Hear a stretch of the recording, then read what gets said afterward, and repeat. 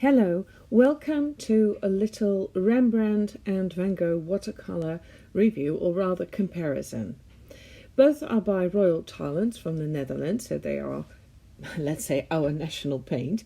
And there's been a lot of questions of people asking me what the difference is and whether I could show that. So I made a little comparison and I'll share with you what I've experienced, and I'll show you, of course, so you can see for yourself. This is a different review than you're used to from me. That's due to the weather that didn't really want to cooperate. So I had planned to record this review today, only it's incredibly overcast and very dark. And doing color reviews is not really a great idea with artificial lighting, especially if you don't really have a very professional studio to do that in. But any light will change what the paint looks like. So then I found the possibility to create a presentation, and that actually did have the results I think are fair, so you can see what's going on. So I'll be talking you through this presentation, and I hope you enjoy it. And if there are any questions, please ask them. And don't forget to follow my my channel.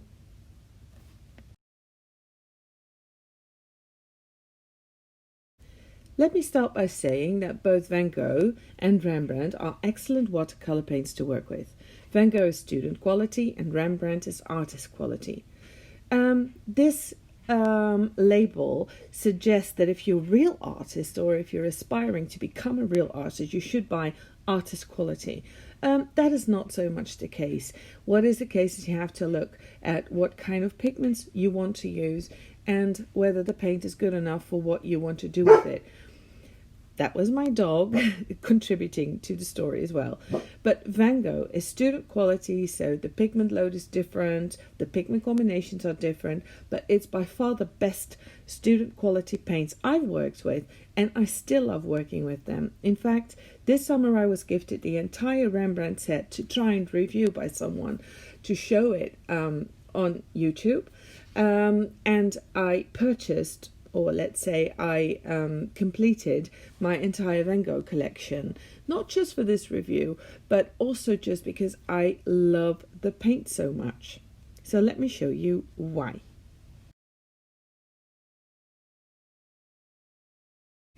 When talking about the difference between artist quality and student quality, you can say that in general, artist quality has more expensive pigments in them and a higher density of pigments, which makes them more expensive to produce.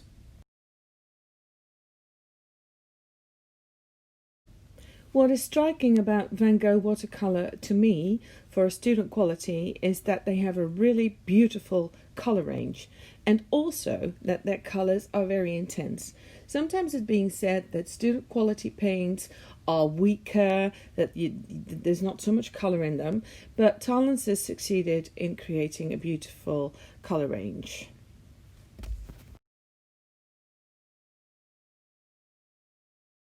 This is my hand-painted Van Gogh color chart.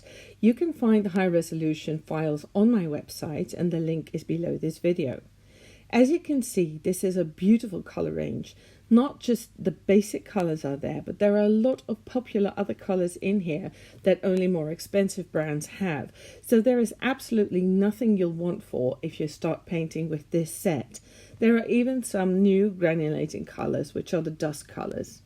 So there is something for everyone to enjoy here.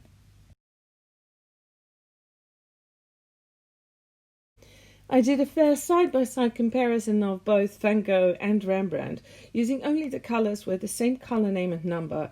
Talents carry these colour numbers in their entire range, also in Ecoline, which is the fluid watercolour. So if you want to keep the same colour in all your designs and in mixed media work, that comes in really handy. This is the hand-painted comparison chart that I made. In the right column you'll find Van Gogh, in the left column you'll find Rembrandt. So you can see there is little difference between the two. Well, if you look closely, there are some differences that I'll show you in this video.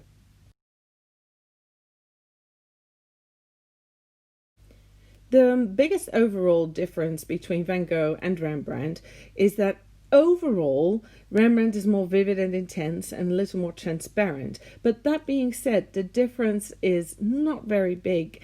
And in some colors, it's very hard to see any difference at all. And I wouldn't be able to tell them apart if I didn't see them side by side.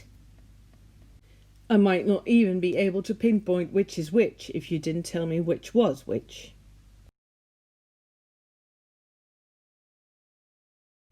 This is an overview of half the colors, and as you can see, many colors are really similar. This is the bottom half of my color chart, of the comparison chart. The 6 colors in the bottom right are by blocks. It's the sap green, the ultramarine deep, permanent green, cerulean blue, viridian, and cobalt blue. They were to compare with the Rembrandt paints because they are also artist grade quality. But if you go back to the comparison between Van Gogh and Rembrandt, you can see that both paints are very vivid and colourful.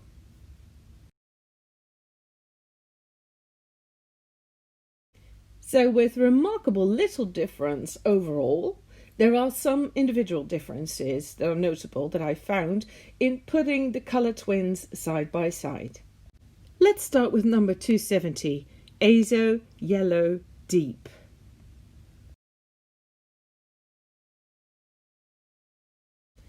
As you can see, number 270 on the left, which is the Van Gogh, is a little bit more dull and a little bit more yellowish than the one on the right, which is the Rembrandt, which is much more orangey, but when diluting it, it goes back towards the yellow. So you can see there is a notable difference. Although I love both colors a lot and I wouldn't be able to say which I prefer, I would just use them in different circumstances. So I would say this is a matter of preference. The 266 permanent orange, you can see that Van Gogh on the left is a little bit duller than the Rembrandt on the right, which is a lot more vivid.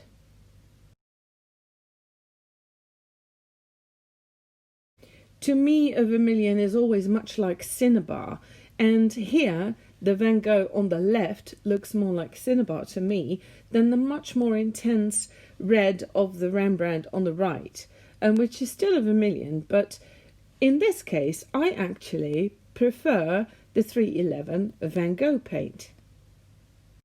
So there you see, you don't always have to take the artist quality paint because it's best. Sometimes you pick one that you like better.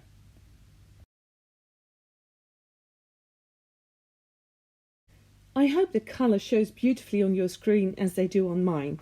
The 506 on the left is the Van Gogh and is heading towards the purple. It's much warmer. There's a red undertone in there. When you look at the 506 on the right, which is the Rembrandt, you can see it's a true blue. So the 506 on the right, which is the Rembrandt, it has got more pigments in it. And you can also see it behaves differently. There is more granulation in there. Now, there are many colours that I wouldn't want to give any advice about, but if you're into classic watercolor techniques and if you like if you want to do mixes, you're bound to get more beautiful green mixes, more bright green mixes with the Rembrandt. Also, if you like granulation, that'll be better with the Rembrandt as well. So if you go for the classic techniques in this case, I would use the Rembrandt. If you're using it for hand lettering or illustration, or if you're not mixing too much, then the Van Gogh would be just as fine.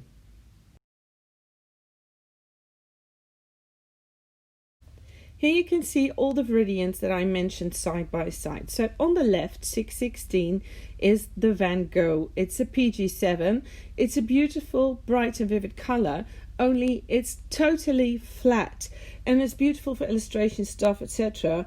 But if you're really into watercolor techniques, you might prefer the PG18 of the Rembrandt, which is the middle one, the middle in the bottom row. But then on the right you can see the Blocks Viridian, which you also use as the PG18. And that's interesting. When you come in the artist grade paints, you will always see that different producers produce a different result using the same pigments. So these are two Viridians that are in the same price range, same quality range, and yet they are quite different. I love the Rembrandt Viridian because it's a lot brighter than, for instance, the Blocks, but also other brands that are much more, that are much less vivid.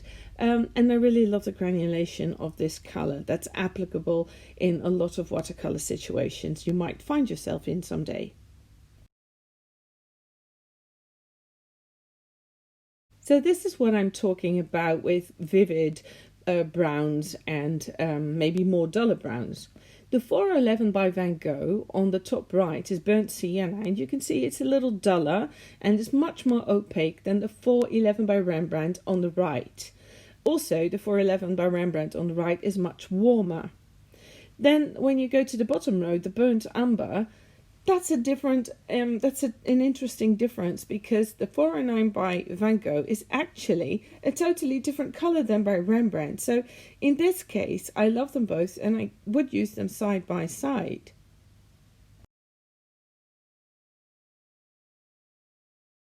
The two sepias don't seem to be so much different until you look closely. The Van Gogh is more brown and much warmer, whereas the Rembrandt is darker and cooler and heading a little bit more towards the black. Here you can see what I mean. On the right is the Rembrandt sepia, which is much more black, than the left, the Van Gogh, which is a little bit warmer.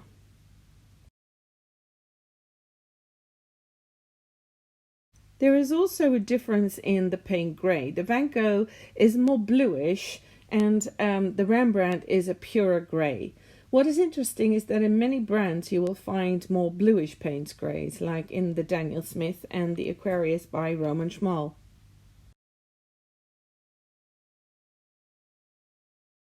Here you can clearly see what I mean. The Van Gogh on the left is much bluer and the Rembrandt on the right is a much more pure grey. So this will have an effect on mixes you might make, but also on the atmosphere in your paintings. And I would say this is a matter of preference.